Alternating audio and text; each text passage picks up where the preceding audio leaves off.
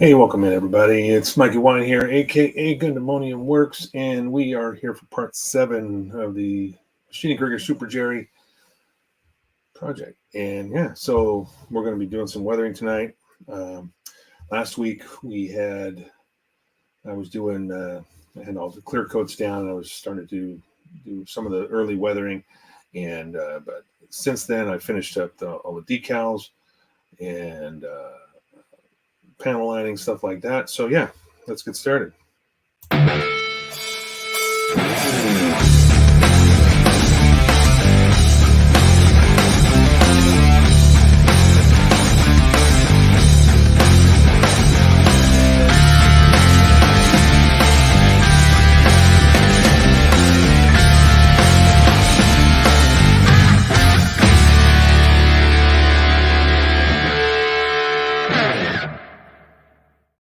Yeah, welcome in again, everybody. It's Mikey Wine here. Part 7. We are live. How's it going, guys? I've got a little bit more done this week, and so we're going to be doing some weathering. I got several AK products here, some washes and streaking effects, stuff like that. I also got my trusty Tamiya weathering pastels. I'm going to use some of those, and so let's get started. Let's go down to the bench here and let's see what we got. So starting off, let's go down close. There we go. So last week I was just doing basically the panel lining and stuff on all the parts. In the meantime, through the rest of the week, I was able to get all the decals down and do the flat coats, everything, seal all decals. Everything's good. Now it's time to start the nitty gritty weathering part of it. And I've actually done a little bit here on the main body. As you can see, there's some chipping, rust effects there. That was all done by hand painting, and I will explain that in a little bit, how we did that. And the body's all sealed up. So yeah. So basically what I did for the chipping is I did a two-step process. I got two colors here, Mr. Color number 39 and Mr. Color 41. So the initial chipping I was done with a sponge, and what I did is I just took a little chunk here, tore off a little piece, put it in my tweezers, dipped that in had this little tin here, dip that in there, clean off, and then do some of that mild chipping first, or not really mild, it's some heavier in some places. After that, after you get that first color down, then the next step is to go in and hand paint using number 41 here, is to go in and hand paint all of the darker chips. So the lighter color is done first, in other words, to almost act like a chip or a scratch that hasn't gone all the way through the paint. Then you do the darker color, which would be like down to primer. So that's the idea behind doing that. And so then it's just a matter of adding other pigments and stuff like that, and some of the streaking effects to add to those weathering effects and really complete the whole look. So anyway, I'm going to show the feet here. This is this one's almost done, and this one is still in process. So you can see those chipping that I did to the front, especially more so in the front. And after I did those initial chipping on each foot, then I went through and followed up with the pastels and a roller around the edges with some mud and soot to darken up the lower edges and some of those highlights on the arms and the other portions. And then after that, I go back in and I start using the washes and the streaking effects. So I'm using primarily two. I may use a third. We'll see. I've got the first one is this dark brown wash. That's what I'm using for most of the grime on the legs. and then, or actually the whole kit really, but this is really just where I started. Okay, and then after that, I've got some rust streaking here, which I used on this. You can see there's some of that rust streaking there on the front shield, on the front of the foot, and then other areas on the leg to really kind of grime it up and make it look just really beat up and used. Then I may go back and use some crusty. If I really want to get aggressive, I can use some crusty rust effects here and put some crusty rust areas on it. I'm not sure. We'll see what this looks like when I get there to see if that's really necessary. I think I kind of like the way this is starting to look with all those streaking effects that I've used. So what I'm going to do is I'm going to continue working on the right leg, and we're going to finish up with the pastels first, and then we'll go into starting the grime and the washes. So I pretty much use just 2 sets. I've got the A and B set here. The A set has my mud, and then the B set has the soot and rust, which I can use the rust in this too. Hang on a sec here. Let me get this set up. Okay. So I changed my camera position a little bit too because I realized a lot of times I was getting off camera. So I try to make it a little bit easier for that. So I've got both sets here. I'm primarily going to use these 2 colors, which is just soot and the mud here. I do use the rust a little bit, but I typically went back over it with the streaking effect, the streaking rust effect. So what's up, Julius? Sweet Weathering 101. Yes. Hopefully I'll be able to teach some people a few things if you don't know already. And so basically, Julius, to get everybody caught up. What's up, Ken? How you doing, man? How's the baby? Are you back to work yet? I don't think I've seen you, so I guess you're not back to work yet. But anyway, so this one's fairly complete. This has got all the chipping and streaking effects done to it here. I'm trying to get the camera to, there we go. So it's pretty rusty, pretty grimy. That's what I was looking for. After the chipping effects there, I put some rust streaks on those. Looking good and used. Yes, it is, Angel. So added some of those, that rust streaking, and it kind of covers up the chips a little bit, but that's okay because when it starts out new, it looks a lot like just like this. When the chipping is new, it's just basically dark, those stark yellowish and black and brown colors. But you can see I've added. This is done with pastels a little bit here. That's just an idea of what kind of streaking I want to get done with the rust. But there's all the decals all sealed up nicely. I found that I put a no step 1 on the back. Thought that was a nice little touch. Coming back in February 19. Baby is healthy and doing great. That's awesome, Ken. Good to hear. So, anywho, we're going to continue. This is this second leg. I haven't really done. I've done a little bit of the pastels around the bottom of the foot and the shield here. I still have to do the edges. I kind of darken up the edges. It makes them look a little more worn on these struts, the main body of the leg. And then once I'm done with that, I can get into the AKF, the liquid, these guys. So that's where we're at. And I've got a little tray here off on the side of the camera here. I've got a little towel here. This is for cleaning the brush off when we're brushing on those rust effects and stuff. Kind of keep the brush from getting too saturated. And then I can also dry it off if I get too much of the thinner, because I'll be using AK odorless thinner for those rust effects. And it works really, really well because they are enamel products, so it's an enamel thinner and it works great. So yeah, I guess I heard that Bo is also coming back on Monday, Ken, if you haven't heard already. I just found that out today. For those that didn't or don't know, we actually had so much ice this last night. The night before, I say that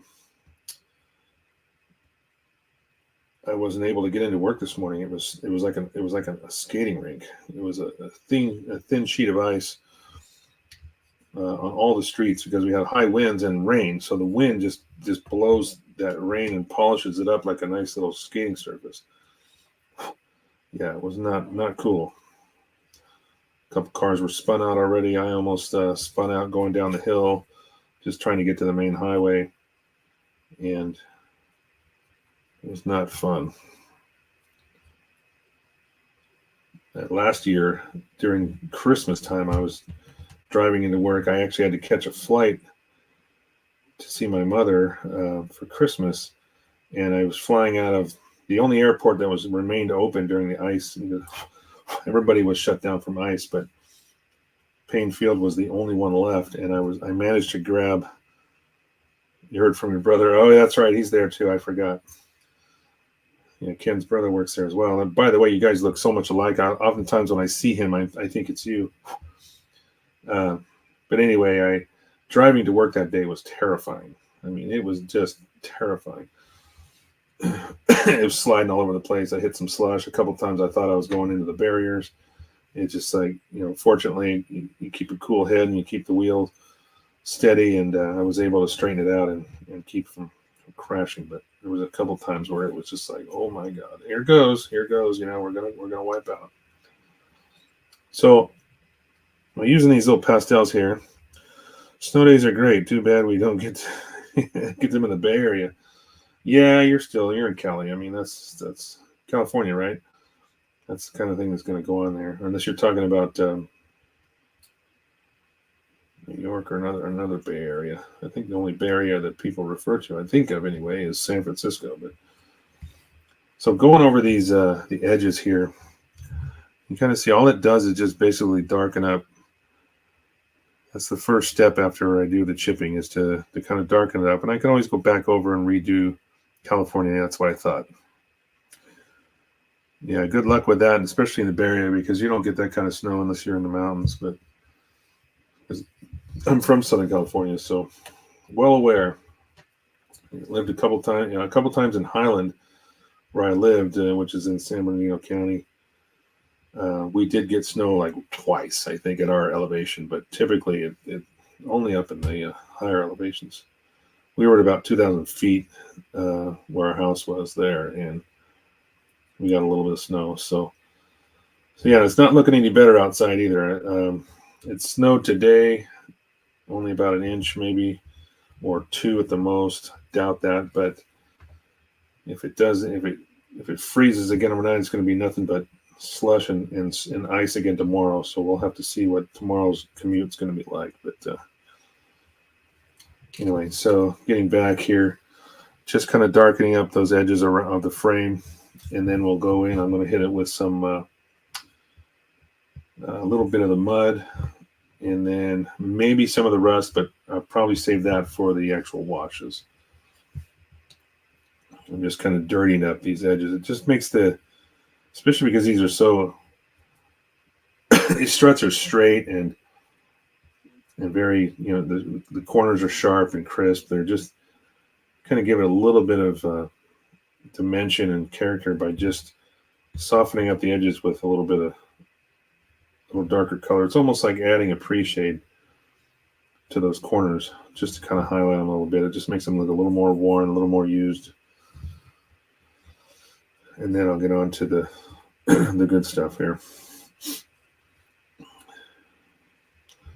So I've already gone over, like I said, I went over the shield here in the front, and there's a little bit of that rust color from the pastels here on these bolts. But I'll go back over it, and with the streaking effect, the rust streaks, it just looks a little bit better because it's a little more rusty color. This is more of a brownish rust. I do have one of these that has a light rust in it, but I get a good effect with those AK products there. So that's what we're going to use. All right, I'm going to try add a little bit of this mud just to dirty it up a little more. This will take a little bit of that black out, that stark black color, just to kind of soften it up a little bit. It's just, the mud by itself is okay, but it's not as dark against this greenish paint color. So by adding the mud, it just kind of softens up those edges a little more and kind of gives them a. Now these are kind of dusty, so that's, you know, every once in a while you got to blow off the dust. Otherwise, you just end up with fingerprints in it everywhere. Okay, that's looking pretty good. All right, so let's put these away. We're going to go to move on to the next phase, which is we're going to be using dark brown wash. Now I could use a streaking. I have some others too here that I'm going to use in the engine bay. Like the back of this, there's a little bit of an engine bay here. I've got some fuel stains, excuse me, engine oil, engine grime. These are all stuff I can go to. I don't need to use them all. A little bit of a neutral gray wash, dark yellow wash, bunch of stuff. It's good to have options, but I'm going to start with this dark brown wash. The nice part about this is by using that thinner, I'm able to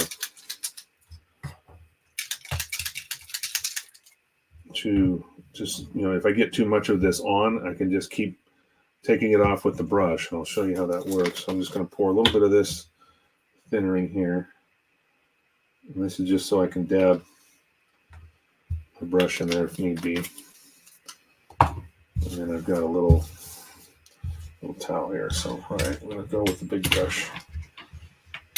So I've got two brushes. This is more like a medium brush. It's not very large tip. I've had it for so many years. It was probably twice as big when I first started. And then I've got a smaller detail brush. This is a number 5.0, just for doing the streaking effects later on. And some of this stuff I had to rejuvenate because when I haven't used these in a while, and I took them out and they were really thick and kind of gooey, and so I had to go in there and really add some thinner and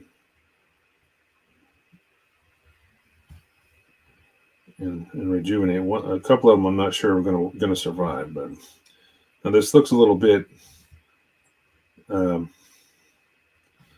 sloppy at first because all I'm really doing is just putting color down. So here's where the fun part begins. So I've got my little towel here. I can just put a little bit of this thinner in and then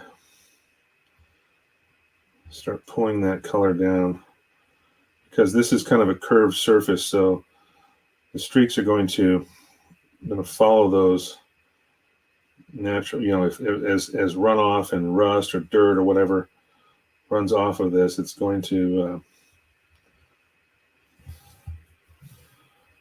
run off, you know, in those directions, like following gravity. So, and if you need a little bit more, if you take too much of it off, you just go ahead and apply a little more. It's all about playing around with the amount of pigment that you get or amount of wash on there. And also, there's something I've learned by using these is that you can also wait for this to dry a little bit, and just a brush that doesn't really have any thinner in it, you know, but it's kind of dry. You can see the difference already just by adding that. Now this will lighten up a little bit. Right now it's wet, so it looks a lot richer and kind of darker. It will turn into this. You put them side by side. They both looked like this when I started. So, but I can just let this sit there and dry a little bit, and then go back over with the dry brush, and it will actually suck up some of that liquid and take the color with it, and also soften up those streaks a little bit.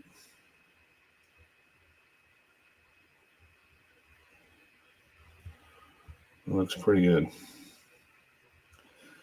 Did you buy them in any kit or individual? Angel's asking if I bought. I'm assuming you're talking about the AK products.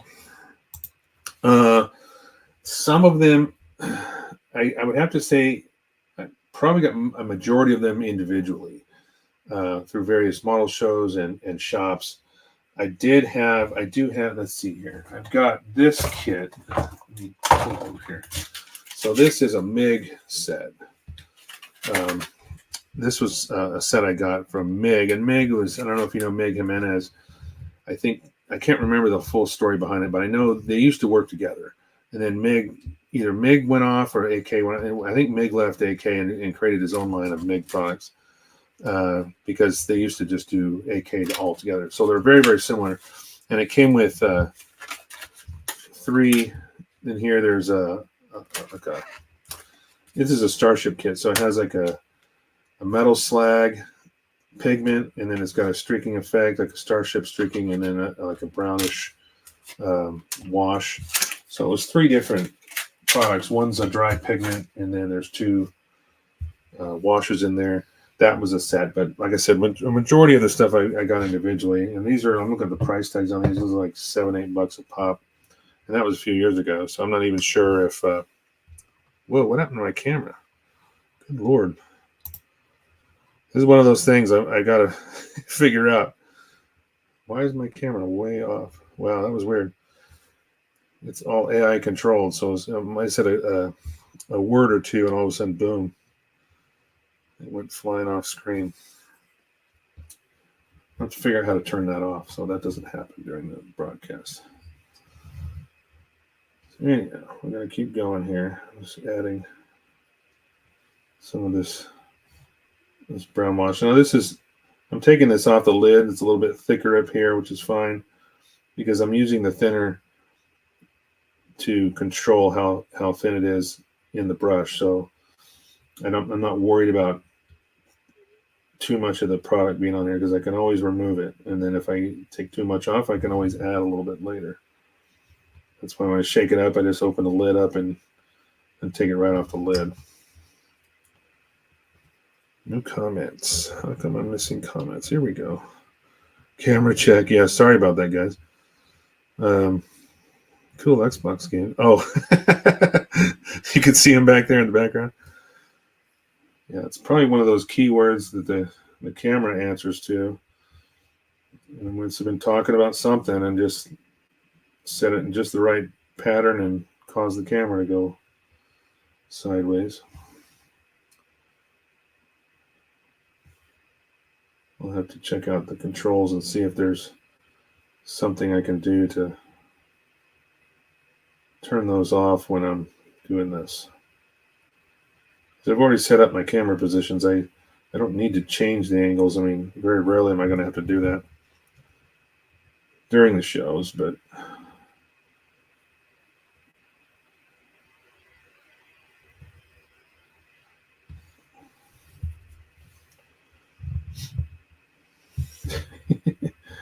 I love having technical issues during the broadcast. I mean, 2 weeks ago, I think we had my computer froze and I had to completely reboot the live stream. And it's funny how everybody was still there. It was just like nobody got kicked out. It was just me. I had to reboot my computer.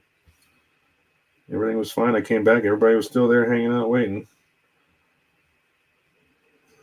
Looking at the chat, it was like, oh, I must have had a power outage or something. Well, unfortunately, no, that's not what happened. But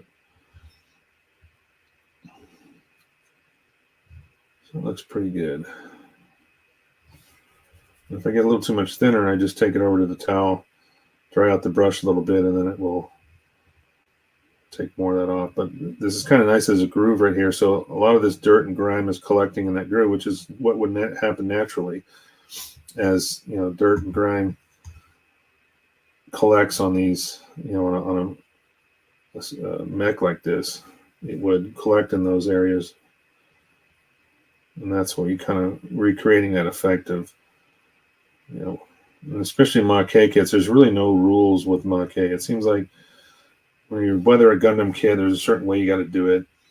Star Wars, kind of same way. Star Wars use pretty heavy weathering, it seems.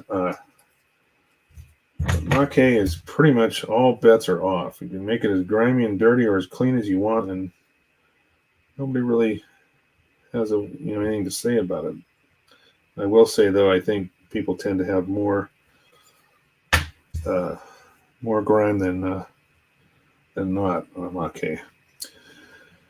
Works. I just went back and watched your new opening segment. It's great. Thank you, Julius. I appreciate that. Yeah, I decided to tinker with it a little bit and add some of the previous builds in there so people can see, kind of. And the nice part about it is I can go back and change those slides out. I can continually put slides in there that'll contain the various projects that are more current to date than I've done in the past year or so or two. One of those was a commission. That was the Warhammer tank. That was a commission project. But the others were all for me. But yeah, I think it's probably a good idea. I can go in and just change up, if I want to after a couple months, or even add slides that contain stuff from the current project. Like this is what we did last week or whatever. It's going to take a little more work. I'm thinking about I don't want to change it up every single week, but I think certainly doing that is kind of an interesting concept. I'm not sure I've seen anybody actually do a live stream that has slides that contain images from their intro videos or whatever that contain images from their current projects, or latest builds. I tried to change it up a little bit. I started the stream just by talking to the camera for a little bit, trying to get a few people in, and then kick off the intro. But not sure anybody saw it right away because it was a minute in or so when I decided to fire it up. Still trying to figure that part out. I'm not sure if I should do that right away. I mean, I guess if people are ready and waiting, they'll see it. But I guess primarily it's for the people that watch later on a later date or something like that. They can't always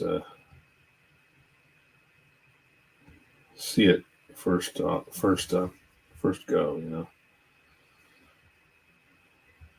Actually, I'm gonna let that dry for a second. Get in here to this ankle area here.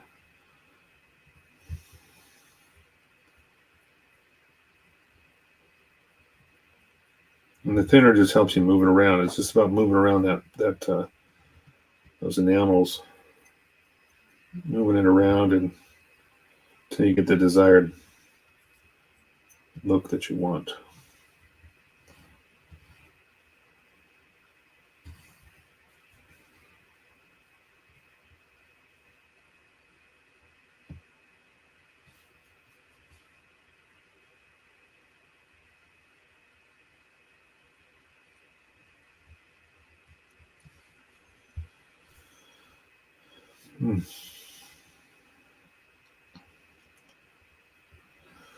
Jason, did you get blasted with snow?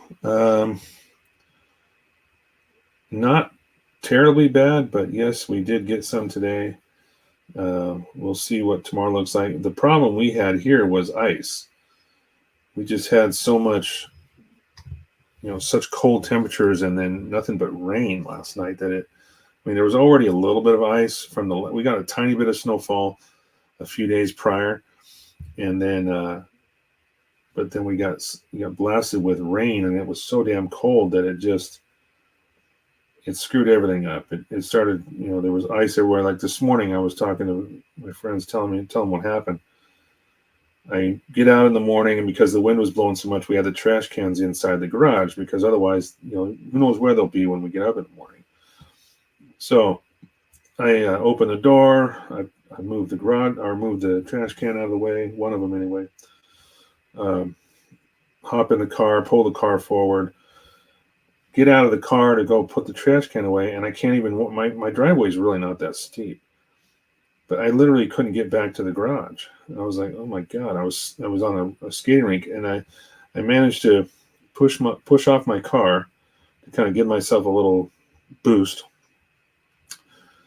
And I got to the garage, put the trash can back in, and I turn around, and my car has now slid down the driveway about 3-4 feet, didn't hit anything. It just kind of slid because it's under its own weight. It's in park, but it's just on ice. So, yeah, to my surprise, I was like, oh my God. So now I'm just adding that wash to the next leg portion here. And we'll keep going up. As I get closer to the top, it's going to be a little bit harder. I'm going to have to start holding it down here, but this is already dry. The toe's already pretty much dry, so I can do anything I need to with that. And I'm trying to, if you notice, like when I do this, add this on and I'm pulling the streaks, and I'm trying to pull them in the direction of gravity. Because this is at an angle, the streaks aren't going to go straight down the leg because the leg is tilted backward. So they're going to kind of follow like a diagonal. And I'm just trying to keep that consistent with the way this thing would be standing normally, even when it's not been in use. If it's just sitting there, there's going to be weather and dirt and everything else. And it's pretty heavy right now. You can see there's quite a bit on this leg section here, but that's okay. We're going to take some of that off as I dry the brush here on my towel. I've got a little plastic bag underneath because the thinner tends to saturate the towel and then it starts to soak my cutting mat. So I just put that underneath to keep that from happening. So now if I go back over with a dryer brush, now you can see a lot of that comes right off. Just keep adding it or taking it away until you get the effect you want. Yeah, it looks pretty good. Damn, our ice and snow is already melted. Well, that's lucky for you. I'm going to see what tomorrow's commute is. I'm hoping I can get to work, but we shall see. I did it once in my car last year, and it was terrifying. I couldn't imagine trying to do that again. I mean, I actually have better tires now than I did last year, but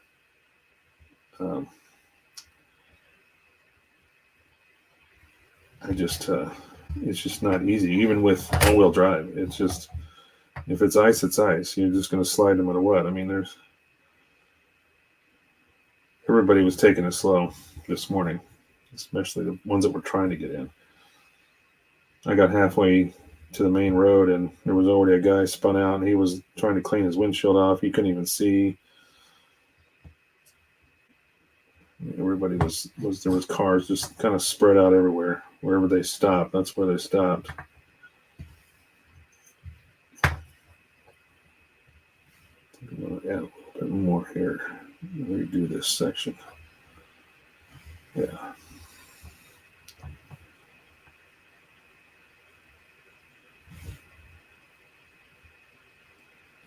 I'm going to go back over this. This is only the first color. After this, I'll be adding the rust. And it'll really start to come together. So this piece, because of the angle of this, it's almost straight up and down. So these are going to go at a different angle. They're going to kind of go almost straight down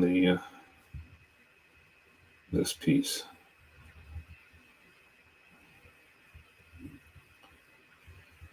And then, of course, this one up here is almost horizontal, so they'll be going straight across.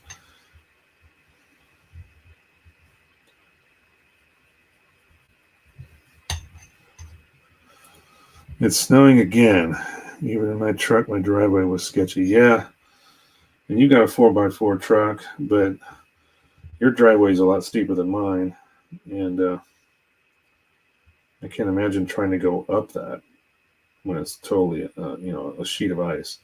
Because it was literally like polished. It looked like glass. The wind was blowing and just polished it. And that's the worst because There's literally no grip at all. I mean, my tires were spinning. It took 3 tries for me to get the car back in the garage because every time I'd go up with a little momentum, but there's 2 cars in my garage, so, or one other car, I should say. So I'm trying to, like, obviously not run into that one. And as soon as I get any or slow down a little bit and try to hit the gas again, all of a sudden my wheels start spinning. So I had to roll back down and do it again, get just the right amount of momentum so I could keep the wheels turning until I got up into the garage.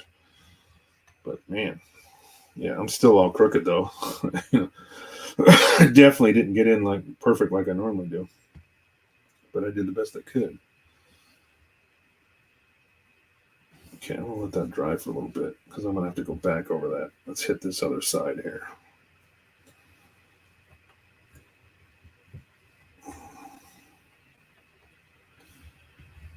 Okay, so this is gonna go this direction.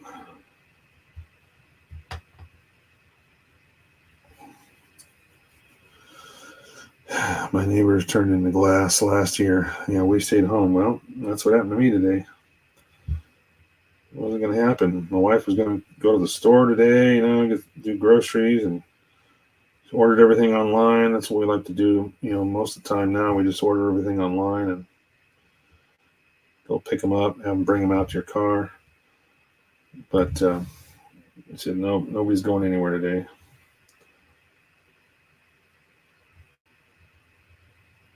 It wasn't going to happen.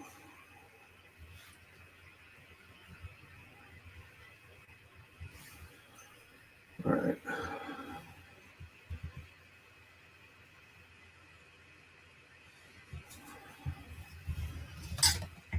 Also going to take, keep looking back. I want to obviously have consistency between the 2 sides. So now that I've done one, I can, leave it here within sight so I can, check it for reference. And make sure that I'm not overdoing it or underdoing it on one side or the other, so they both look the same.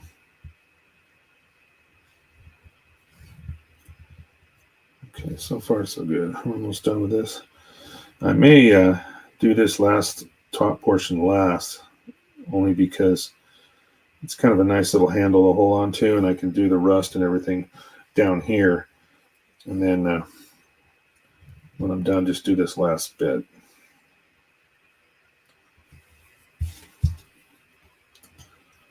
I need to shake that up a little bit.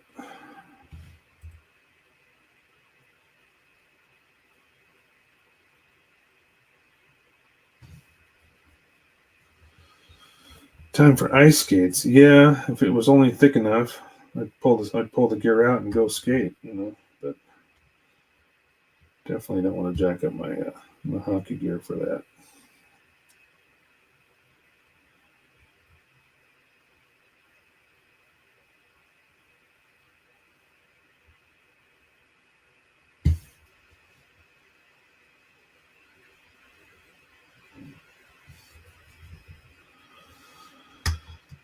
Just adding that road grime. Okay. I'll add a little bit here to the top.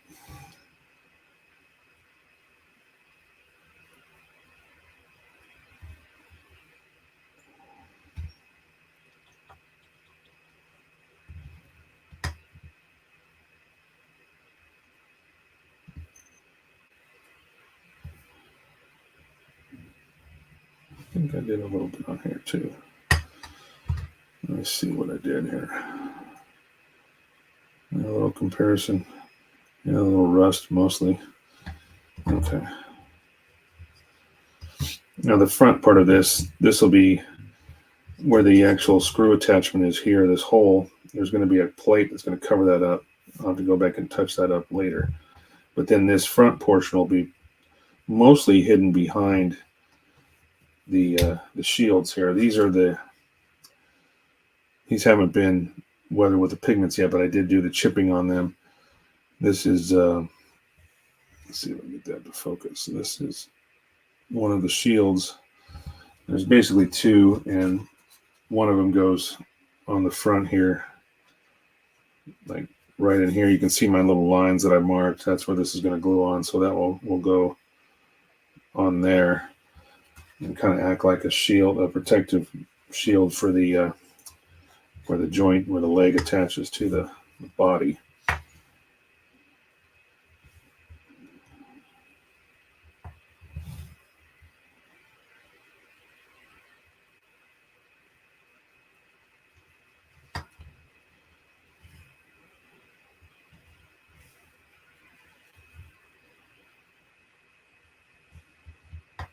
So how's everybody's Wednesday? Other than those of us that have dealt with ice and snow and everything the last few days.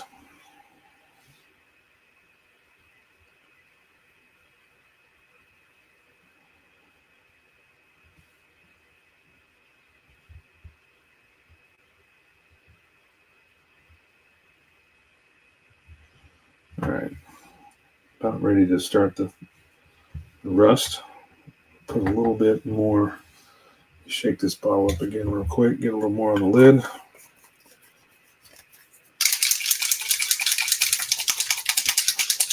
You're probably hearing that rattle. I bought one of the things I did buy when I was shopping around was another thing you can buy from AK. There's actually a bottle of stainless steel mixing balls. So you put those in there and they help keep everything stirred up, especially if it starts to thicken up a little bit.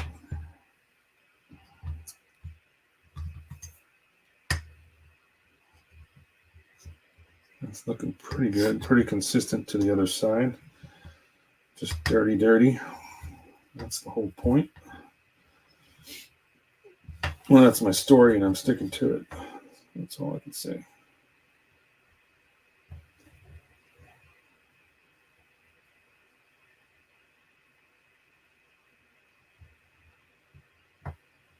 Okay. So I'm going to get a little bit down in here.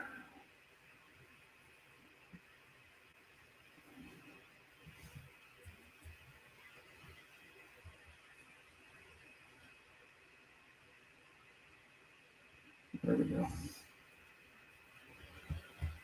Didn't get any on the back of this either. Like a big set of leaf springs back here. Back behind the heel. So I'm just going to that will get some rust too added to it. But one of the things I added rust to on the other leg was basically all the little bolts, little nuts and bolts, all those things that would be loosened and tightened, you know, over time during maintenance and stuff like that. The paint gets kind of chipped off and get a little rust on there. So anywhere there was a bolt fixture or something like that, I went through and added some rust to it. And then just a little bit of thinner, and that just kind of washes it off a little bit, but it leaves that tinge of rust on there. So it does kind of make it look rather good. Okay, so pretty much done with that first color. Now I'm going to clean this brush because I'm going to move over to a smaller brush and we'll start the rust on here. Everything's so far so good, everybody.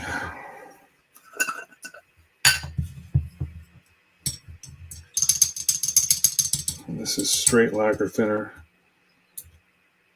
So I clean all my brushes in lacquer thinner so that way it doesn't matter what I'm using.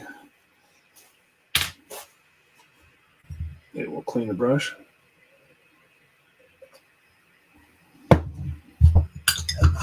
Okay. All right, next up is this one, rust streaks. This is a little bit thicker. Not necessarily by design. It might just be because it needs to be thinned a little bit, but I kind of like it this way because it goes on a little bit easier, and then I can always thin it down with the brush and get that desired look. right, so same thing. I'm just going to use the lid. And like I said, these are two little bolts here. So I just kind of start with a little bit there and then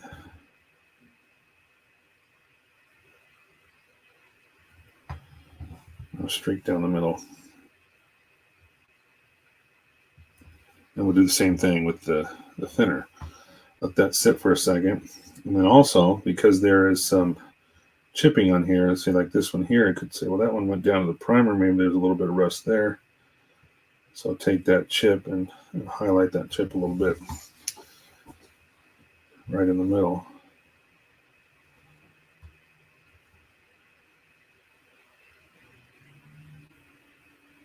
And as we thin it, that's when those streaks really kind of come alive, because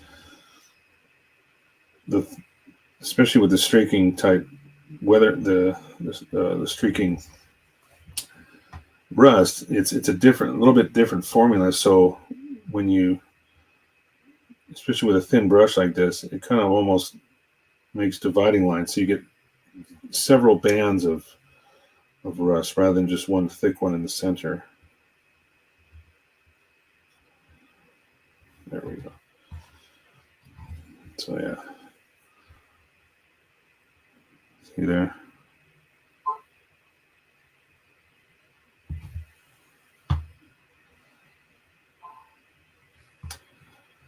And for these, because this is kind of at an angle, these are going to kind of go down the side here.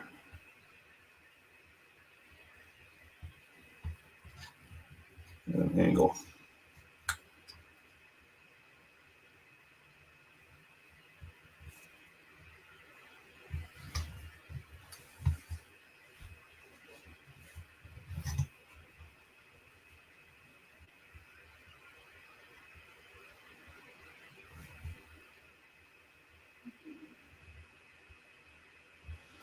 Now what I'm doing here is I'm just adding, or anytime like I was talking about those little bolt areas, little nuts, nuts and bolts, I'm just putting a touch on each one of these, and then I'll hit them with some of that thinner, and that will blend it out, but it'll leave that color behind. It'll make a nice little effect.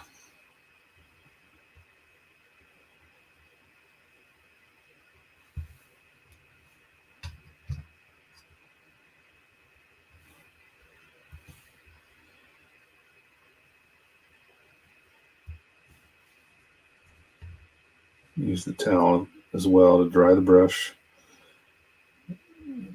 Not only does it dry the brush, but it also takes any excess pigment out, or the color, because that way you're not just transferring it from one place to another.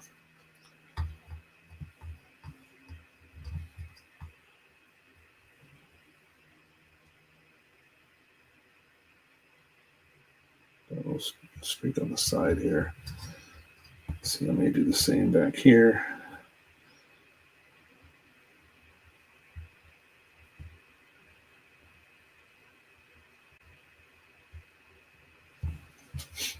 All right, we'll go back and hit those. Let's hit these up front here now that I've got the color on there.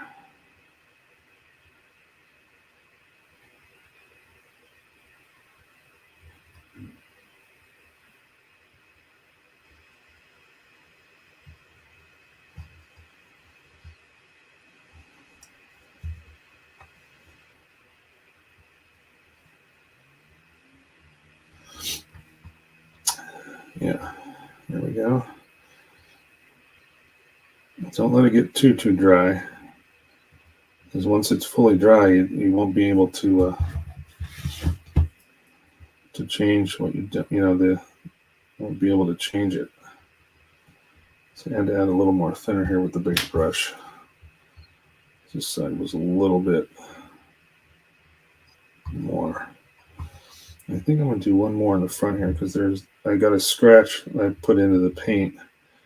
I think I'll just add that. That'll add a little bit more of an accent there. Oops. Let's go over these bolts.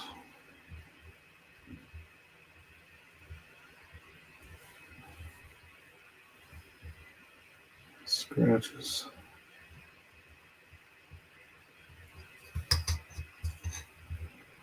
Oops.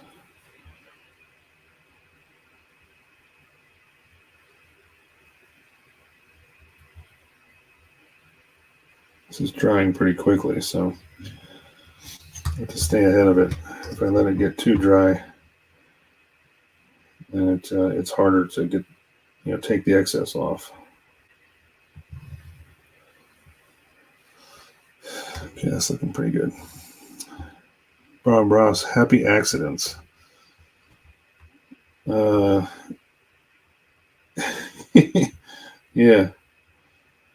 Did I have an accident? Not yet, anyway. At least I hope not.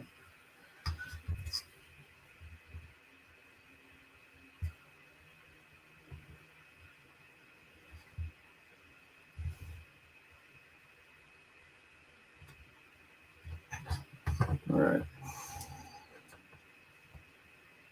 I know I hit these springs. There's like these little coil springs back there. I know I did those on the other foot, so I'm going to make sure I do the same here. Just kind of thinned it up, let it go into the grooves.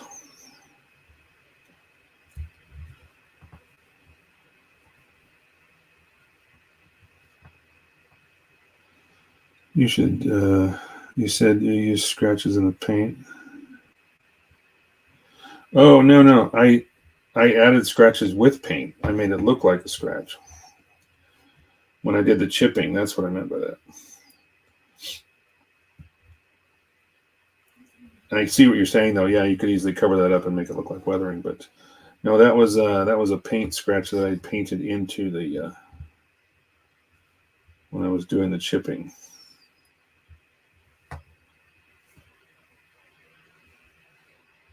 I just did like a longer chip, so it looked like a scratch. If you look at the toe there, you see like this long one here. There was like a long scratch there, and that's where I added that. I will say though that the colors of this look a lot more vivid on camera. They're a little bit more muted in person, so it looks very, very bright. Like the rust looks very bright. It's not quite as bright. Definitely in person. Still trying to soften that one up a little bit.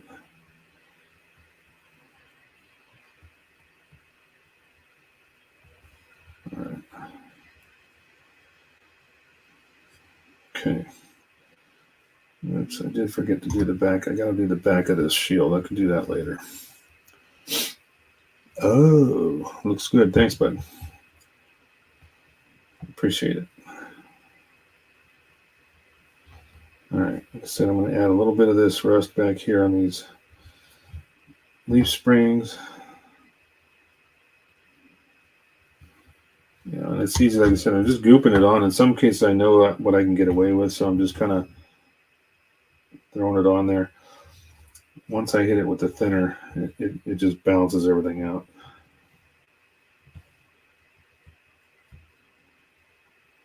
Goes into the grooves where I want it to. Still leaves some of that color there too.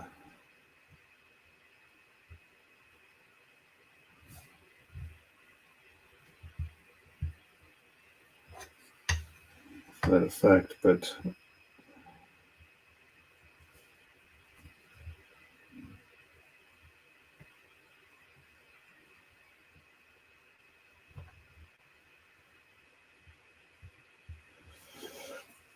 gonna try hairspray.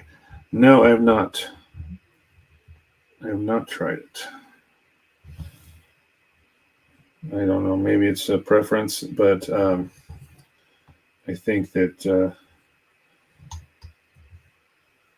I don't know if hairspray is just another step that I found it just simpler to hand paint chips on. I like doing the two-step method like that. But no, I guess I could try that. It's just it's a technique I haven't tried using yet. Probably because I'd have to go buy hairspray. Nobody uses it in my house. I don't think my wife does. I mean, she's got hairspray, but it's not the kind of hairspray that we're thinking of in a can. That's what you're talking about, right? Like an aerosol can, like Aquanet or whatever what the fuck that is. All right, start moving up the leg here.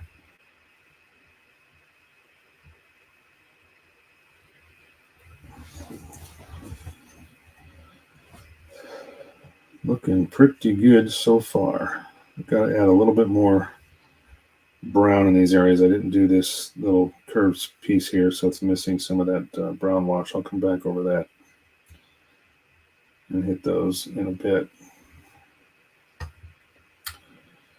You can always go back and touch it up because it's easy to take this stuff away just by using the thinner. If you end up putting a little too much on or you need more, just add a little more.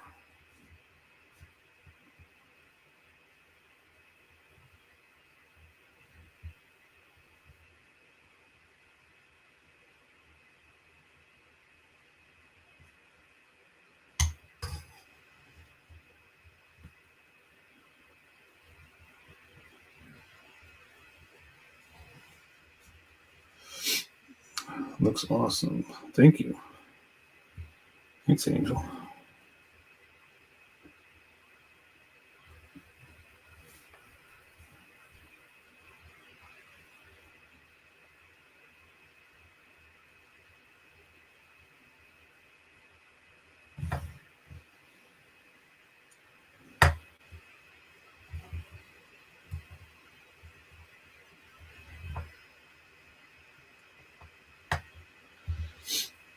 Oh, yeah, a little bit to this little hose attachment. This is actually electrical wire that came with the kit. It tells you, you have to cut it at certain lengths, and there's even some more that I have to attach to the legs later because there's some springs and cable attachments that go from the legs to the body. So that'll be one of the things that gets added last when I go to complete assembly and start doing the final assembly.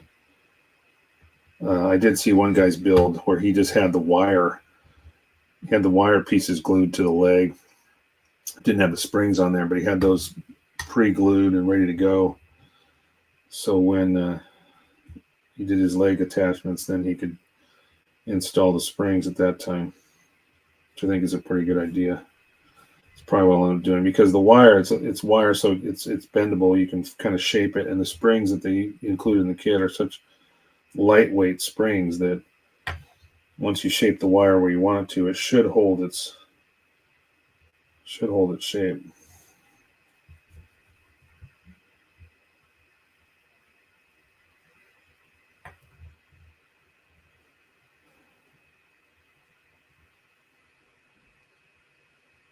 Getting there.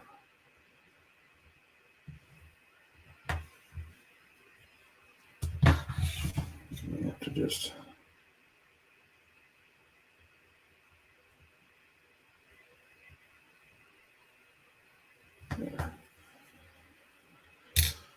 get both brushes ready just in case I need it. It's looking kind of good, kind of rusty. Rusty. I wasn't sure how much rust I was going to do. It was just like, I knew I was going to grime it up. But you know what? What the hell? I like the idea of something like this just being really rusty. Just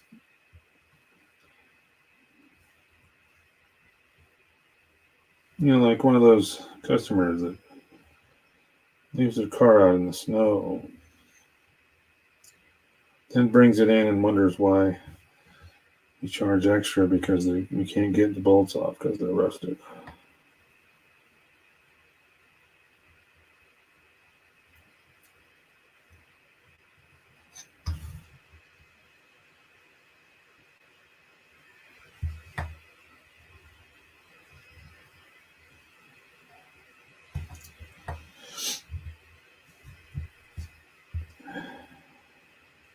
So far, so good. Let's Trying to see, make sure those streaks are going the right direction. That looks pretty good. Can change the angle a little bit.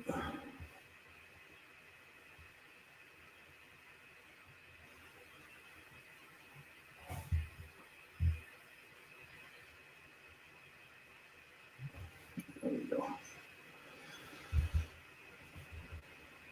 A little bit to each one of these bolts.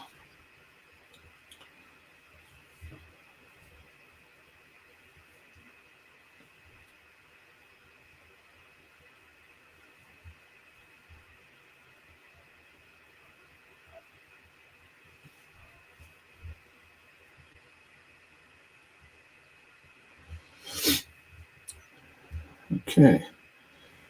Now I got this, looks like a piece of, looks like landing gear from a jet, which is probably what the sculptor used when he designed this. Stole some landing gear strut from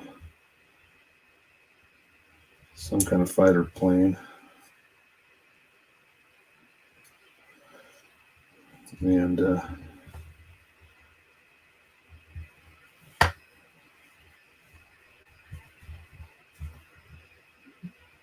as far as I can tell, there's not supposed to be any chrome portion on there, so I'm not repainting that. I'm just leaving it all the same color. I'm just adding a little bit of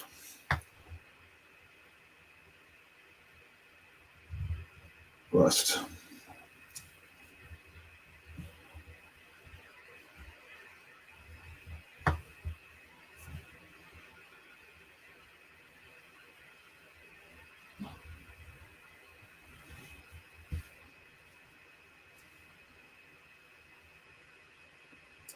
I know I've used it. I've done enamel washes before, like a filter wash, filter fade, or using enamel paints. Kind of the same concept, but I've used lighter fluid, like Zippo lighter fluid as a thinner.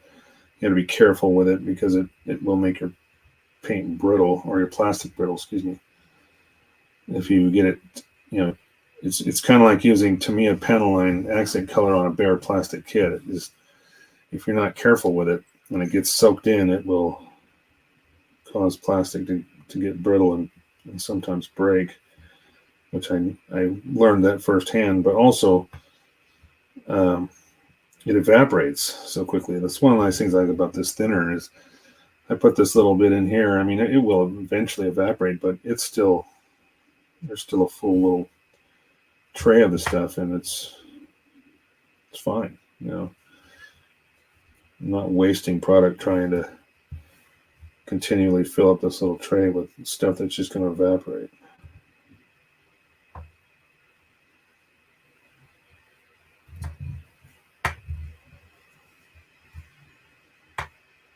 Again, just kind of going around these little nuts and bolts.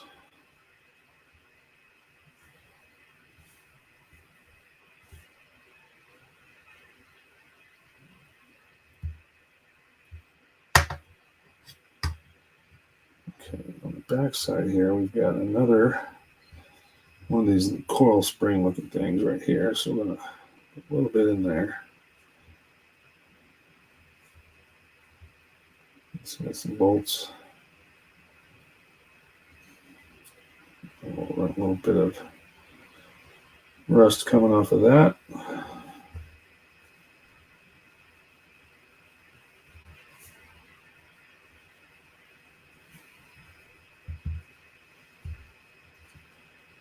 Anybody got any questions? Keep trying to keep an eye on the chat. I know it got away from you last week. A lot of people were talking, and I missed some comments, and I apologize. So I'm trying to do a better job of looking up and taking a peek at the chat every now and then. I don't know if anybody's got a question about something. I can answer it.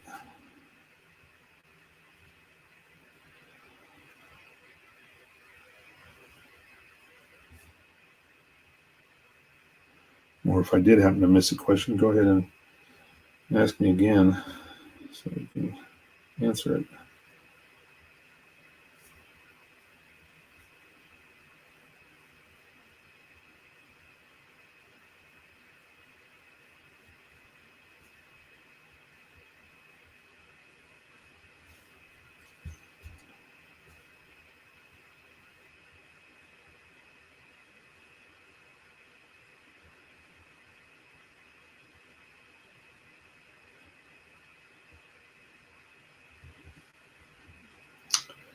Yeah, we felt unloved.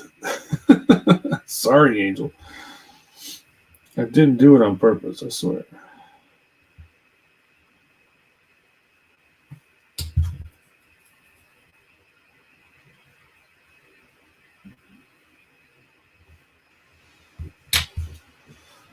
Okay. Just moving right up the leg here. Oh, we got 705. We got more of these little look like nuts and bolts. So I'm just gonna a little jab each one, and then I can come back and thin them out. Whoa, that's too much. Got a big chunk there. It was like, whoa. Stuff's pretty potent. You don't have to be too aggressive with the rust. It'll go on quite quickly if you're not too careful about it.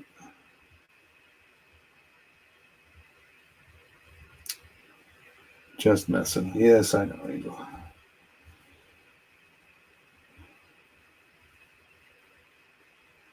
I know you are.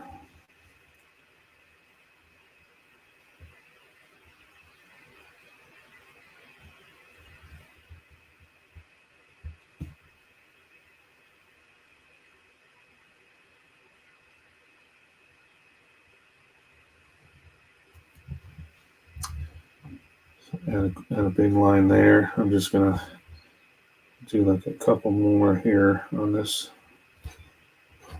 leg. Make sure back here I gotta clean that up. I wasn't watching the back here where some of my brush strokes went over the edge. There we go. Trying to clean up the excess on the back. Well, that was a big boom. I don't know if you guys just heard that, but I hope that wasn't a transformer. It just blew up. Otherwise, we may lose power. Just over here, Snap building an MGSD. Freedom. Oh, you got the Freedom. Okay. I've heard those are really, really good. I might actually have to explore getting one because I wasn't, at first I was like, yeah, whatever, it's an SD. I wasn't very interested, but there's somebody that we know, I'm in a chat group that is building one. And I got to say, I mean, the detail on the head is just crazy with the eyes and everything. It's like almost doing like a PG head on an SD body because it's so much larger. It gives them the freedom to mold in those extra details, and it actually looks really cool. I was like, all right, that's kind of neat, Be a fun little project. What do you think of it so far, Jason?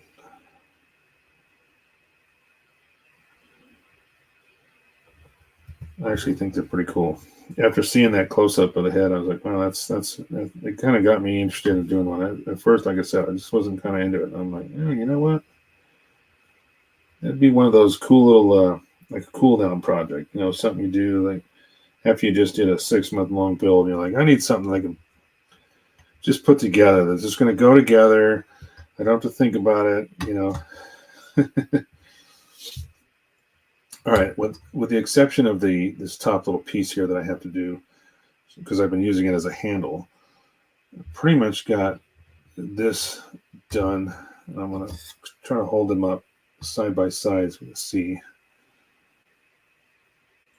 Pretty close. I think that's a good match as far as how heavy everything is. Still drying a bit, so let me get this positioned right. So this one's still drying, so it looks all kind of glossy. But once it dries out, it'll match. I got a few touch-ups to do with some of that darker color, like I said, on the nose here. Which is probably what I'll do right now. I'm just going to clean this small brush out. I'll pull the dark brown wash out again and get those areas. Dragons. Yeah, that's right. You're doing dragons. Buddy Angel's into dragons right now. He's got a dragon kick. Which is cool because you ought to see some of the stuff he's been building, man. pretty damn cool. All right, who's pinging me? Anybody in the chat room pinging me? Who's pinging me? Let's see. I got Twitch. Oh, you're pinging me. You're just sending me photos. Let's see. Oh yeah, that's the one I was thinking of. That's the one I saw being built. Yeah, isn't that cool? I mean, the eyes alone is what kind of got me tripping. I was like, man, that's pretty neat. To put those little camera lenses behind it to give you that that feeling of a camera system behind in the eyes is pretty cool. So that's the Freedom, right? That you said.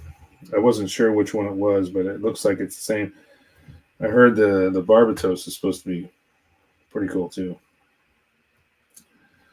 So I'm just going back over with the dark wash here. I missed a couple of spots I could see, like on this ankle here. I'm just going to dirty these up. I don't need to. There's no rhyme or reason to it really. I'm just putting them, gooping on a little bit here, and then I'll go back in and thin it out.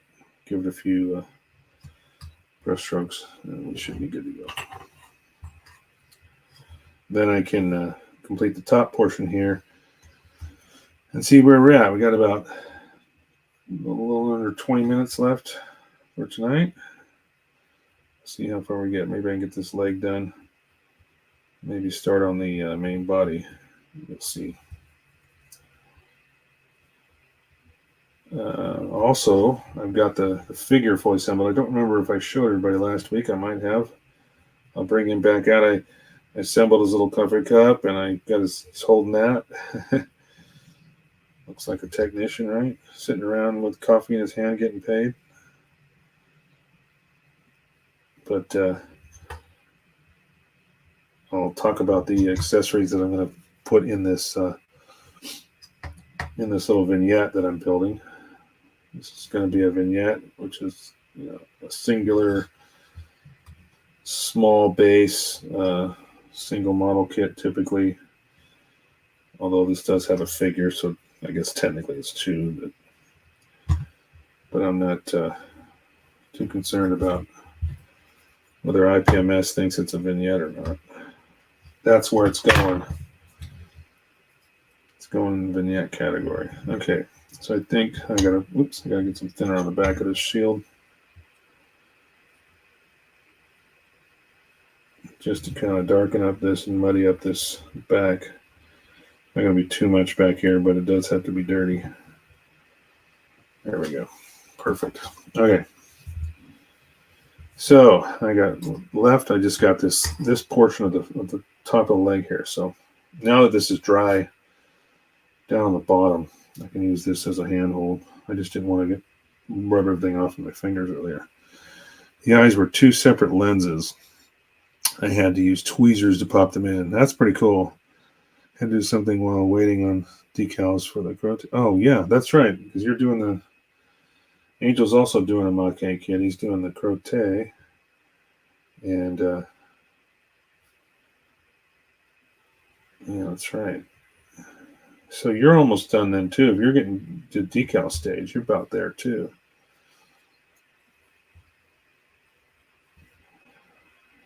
I was talking to George, Mr. Old School Gunpla.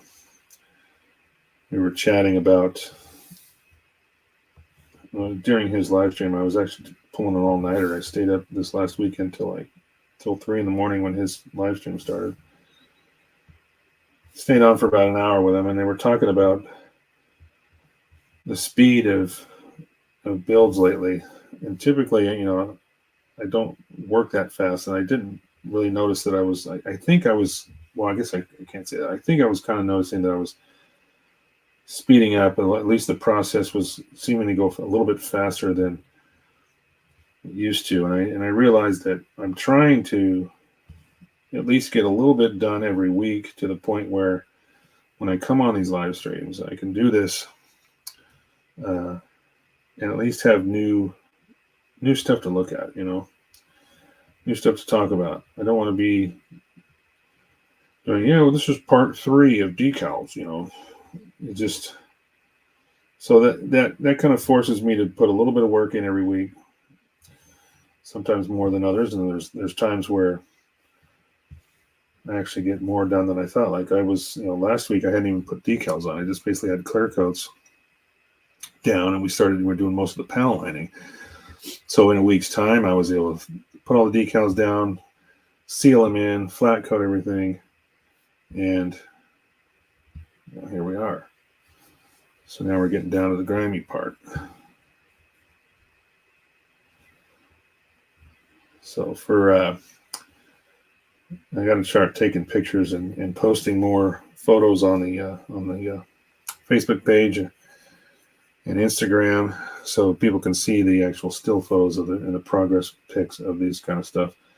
That has kind of fallen away a little bit too, not on purpose. It's just because I do the live streams more, I forget that I need to take pictures of them too. So a lot of the pictures are in my phone. I just haven't posted them yet. So I'm trying to do that more often too,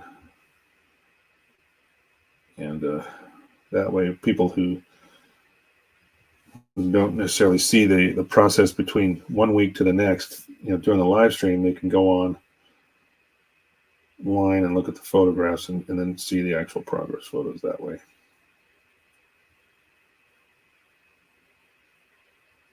Just kind of taking up some of that. There's a little bit of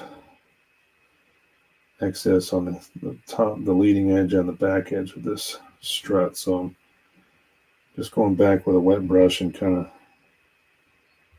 cleaning those areas up.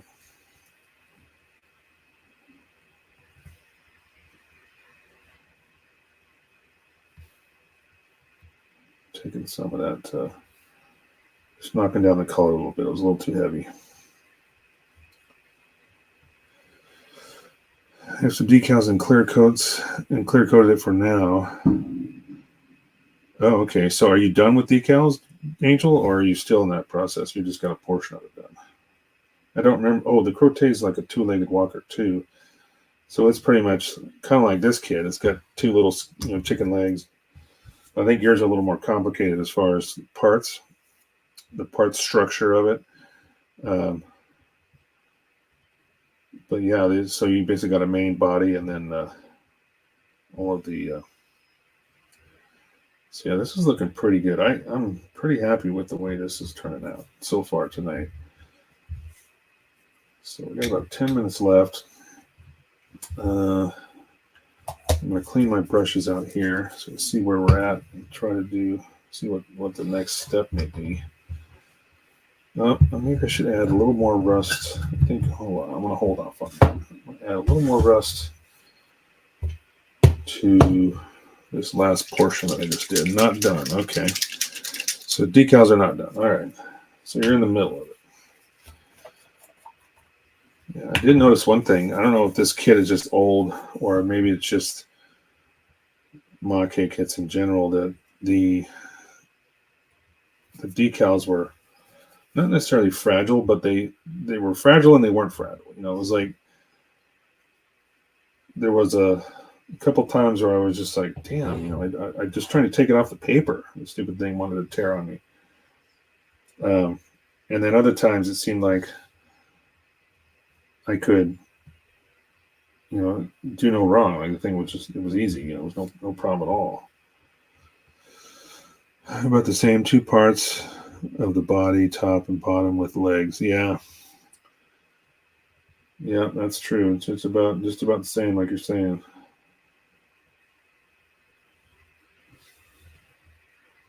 So I'm just adding a little more rust up to the front here this last portion that I did. And kind of blending that out. And with that brown color on there first, and then when you add this rust, it's kind of just makes for a nice color. It just seems like the blending of those two work really well together as far as rust and dirt coming together. So you can see like this little tiny hole here, little tiny hole in the front, and there's a couple on the bottom here of this outer piece. Those are what have those little springs and wires attachments going on later. So we'll see where I'm at next week. We might be pretty close to being done with the principal model. And then we'll start with the base and the figure. That's really all that's left after this. I just have to put those final hoses on and springs and hopefully get the legs screwed on right. I had an issue. I think I talked about it. Had an issue last week or a week before with the legs. I was test fitting the screws, and the screws, whether it might have been one of the nuts that came with the kit or just that it wasn't quite lined up, but it seemed like the screw didn't want to go in. It would start going in and then stop, and they're so terribly soft that it was easy to strip the Phillips head of the screw. And of course, that's a nightmare if it comes to, you're trying to use the only thing that's going to hold the leg on securely, and you strip it out. So I found a set of these. I have these little, this actually came from my father, little set of screwdrivers, and one of them, which I have out already, I guess it's not in there for some reason. Where is it? Oh, I'll find it. It's not in the box because I had it out to put this thing together. But anyway, it fit those screws enough to where I was able to keep going in without continuing to strip it out and making it impossible to use. So, all right, let's put some of this thinner away. Yep, I tore some. Glad they made more than one of the same decal. Yeah, that's true. The problem I had was the ones that I tore were like the numbers. There's only 3 of them, and there's 3 on the kit, so I had to kind of,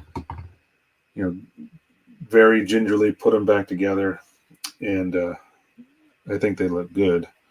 I think this one tore on me too. I think all 3 of them did, actually, in one way or another. But I was talking to Angel a little earlier, and I'm a big Macross fan, so I'm all about skull and crossbones. And those decals came with the figure set, so I was able to put a few of those on the model. I got one on each side, one in the front, one in the rear. There you go.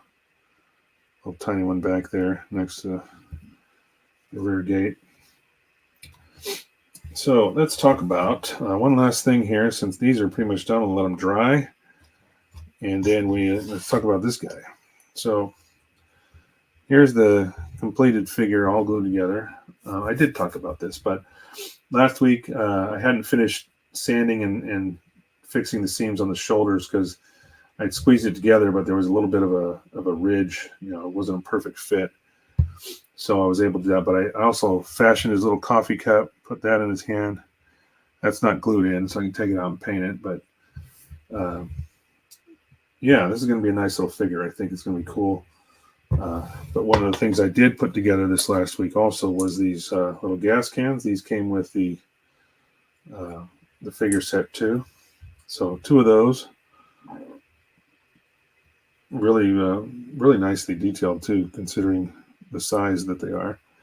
In fact, that they even show like this sitting character, like sitting down on one of these, using the oops, wrong way, using the gas can as a seat. But I think we all agreed we're going to have him sit on the edge of the block. Also, I have a couple little oil cans. Those were assembled and puttied. One of the cool things about this is it comes with this little tiny toolbox. Okay, so I still haven't glued the lid on because, oops, trying to decide exactly what I'm going to do with it. But I think what I'm going to do is I'm going to glue it with the door open, kind of like this, because it comes with a bunch of little tiny tools. So I'm going to put some wrenches, screwdrivers, all sorts of stuff inside the box and have the lid open so we can all see that. I think that would be cool. Yada yada yada. So one of the things I still have to do too, I gotta finish weathering these. Like I was saying earlier, this is let's see, I'll pull up this will go kind of right about here, one on each side. So, and then I also have to go back over my lens here with some clear gloss and clean that up because I flat coated it, so it kind of frosted the lens, which isn't a problem. I can easily fix that.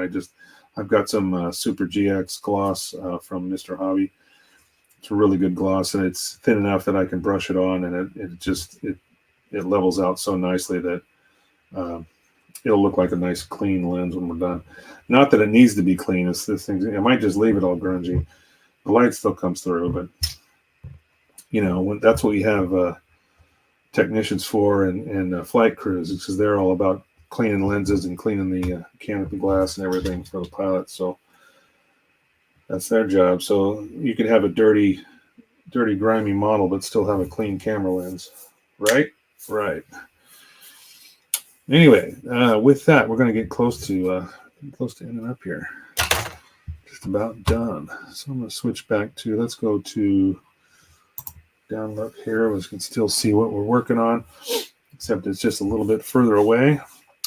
This is my various line of, I've got a lot more of these too. I've got, let's see here, let me toss this over. I've got this nice little bin, and this is just a portion of it. These are all washes and stuff. I've got another smaller one that has nothing but pigments in it. So I haven't used these as much as I've used a lot of my dry pigments especially, but I do have some worn effects, some chipping fluid, dark mud. I got a lot of different colors. Kursk earth, got some white. Yeah, this stuff you all accumulate over the years. Doing this thing, you buy what you need. Or there was one time I think we went to a model swap meet, and it was kind of cool because people were just selling stuff super cheap. And I found this box. It was all bottles that had been opened, or some had been opened, and so they were selling them super cheap. And that's where I got a lot of these. And some of these are new. The ones that have the price tags on top, those are new, but or were new. But all the other ones, yeah, I just went through this guy's box, and I probably bought 15 bottles of the stuff just because it was good, Mike. Thanks, Julius. Just because it was so cheap, and I knew I'd use them. So, anywho, let's go to this one.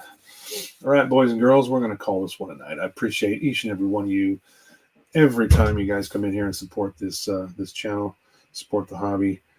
Let me bring up my branding. Well, let's do that. I can do that in a minute. So in case any more comments come through. But anyway, like I said, appreciate each and every one of you. Be good humans, and we'll see you next time on the flip. Where is it? Oh, yeah, that one. There we go. So, thanks again. You guys are awesome. Appreciate you. Enjoyed the show tonight. We had a great time. Good commentary. We'll talk to you soon. See you next time.